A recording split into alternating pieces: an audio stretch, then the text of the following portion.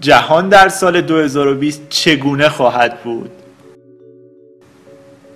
جمعیت جهان در سال 2020 به 7.6 میلیارد نفر خواهد رسید، یعنی 11% بیش از سال 2010.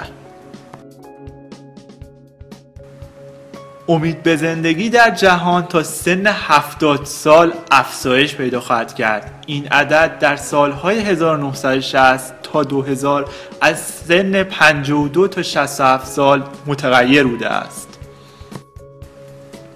در کشورهای توسعه یافته تعداد افراد بالای 65 سال از افراد زیر 15 سال پیشی خواهد گرفت.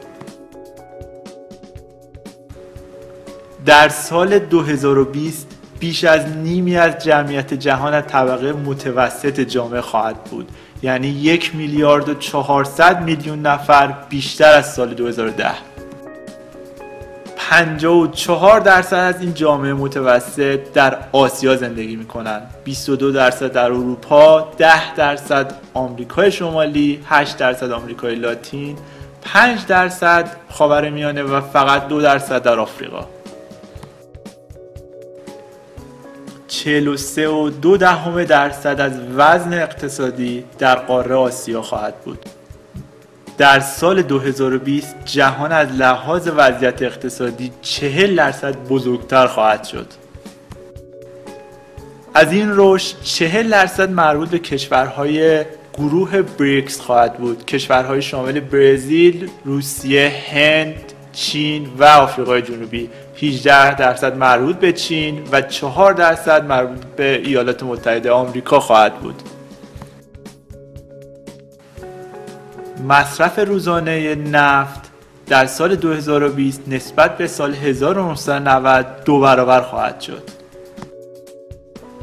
در اروپا 20% انرژی ها به صورت تجدیدپذیر خواهد بود. کمبود منابع مدل های اقتصادی را تعیین خواهد کرد. در سال 2020 استفاده از منابع در تولیدات به حد اکثر خود خواهد رسید و این منابع شامل طلا، مس و نفت خواهد بود.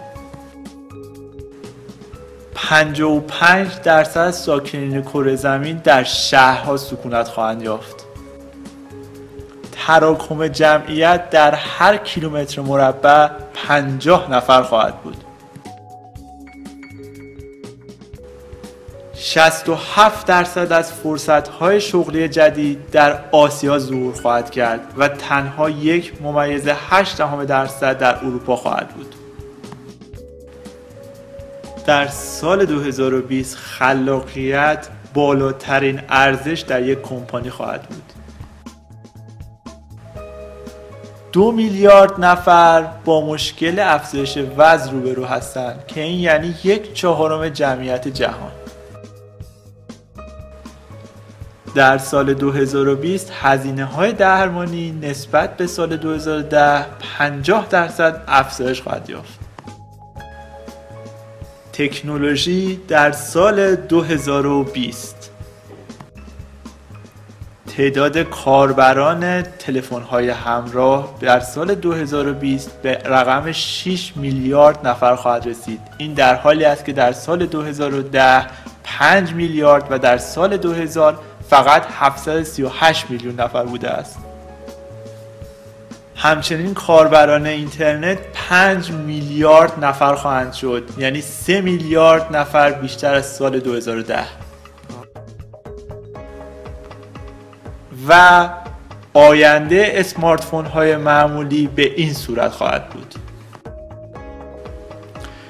سرعت پردازش به 10 گیگاهرتز خواهد رسید و منابع ذخیره سازی به 1 ترابایت. این یعنی 10 برابر افزایش سرعت پردازنده نسبت به سال 2010 و 100 برابر افزایش منبع ذخیره سازی یا همون هارد نسبت به سال 2010. در سال 2020 بیش از 50 میلیارد دستگاه متصل به اینترنت خواهیم داشت، یعنی 5 برابر بیشتر از سال 2010.